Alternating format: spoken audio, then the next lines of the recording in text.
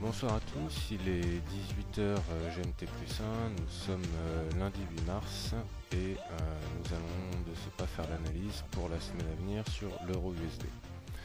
Donc nous sommes ici sur un graphique de 4 heures et donc ce qu'on peut remarquer par rapport au débriefing que j'avais fait vendredi, c'est qu'effectivement on a retracé jusqu'au niveau de la moving average et du DR1 et on est même venu taper le monthly pivot.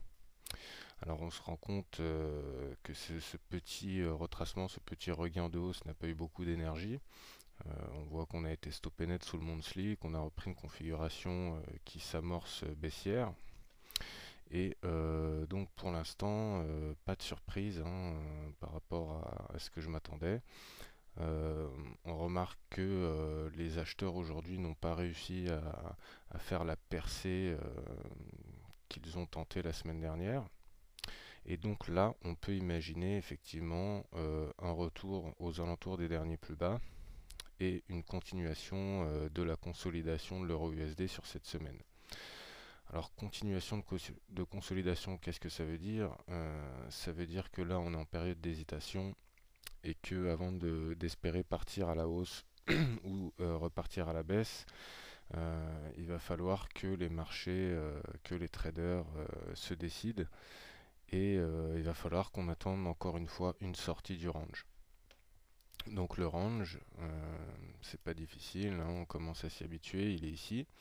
On voit encore une fois qu'on a retracé plus ou moins au top niveau de ce range et donc on peut peut-être espérer arriver ici aux alentours des 34-44. Je suis d'ailleurs short sur l'euro USD.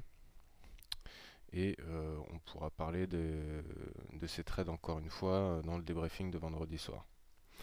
Donc on va regarder la journée d'aujourd'hui en 1 heure. Alors on se rend compte qu'il ne s'est pas passé énormément de choses. On a continué à retracer jusqu'au monthly pivot, d'accord, qui est un point visiblement très dur de résistance qu'on n'a pas réussi à breaker depuis un certain temps. Et le cours, sans surprise, impression de déjà vu, on est reparti à la baisse. Donc personnellement, je suis short depuis 36,41, aux alentours de 36,40.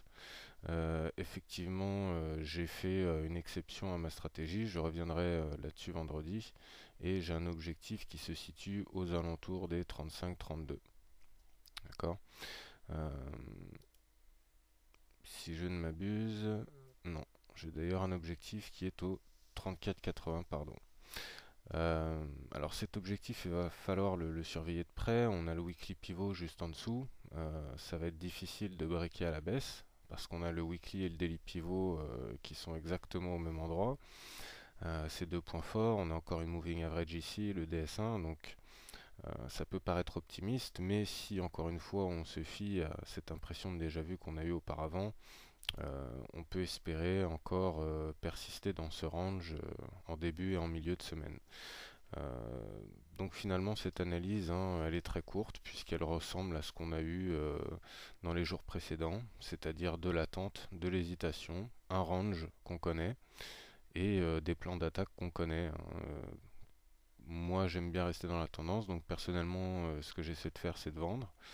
Ce que j'attends de voir, c'est une sortie de ce range, donc que ce soit à la hausse ou à la baisse, vous connaissez déjà les plans.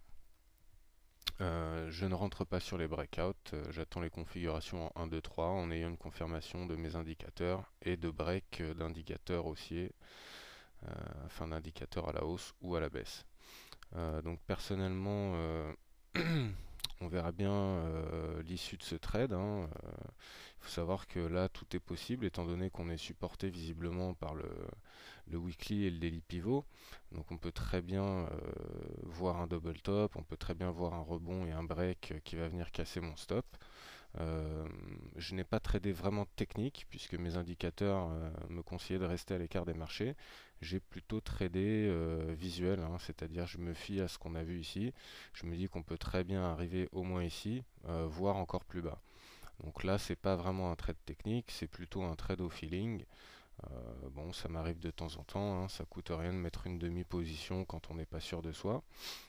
Mais je me sers encore une fois de ce qu'on a vu avant pour espérer arriver au moins jusqu'ici et avec un petit peu de chance, pourquoi pas, aux alentours des derniers plus bas à 34,73. Voilà, donc c'était l'analyse début de semaine sur l'euro USD.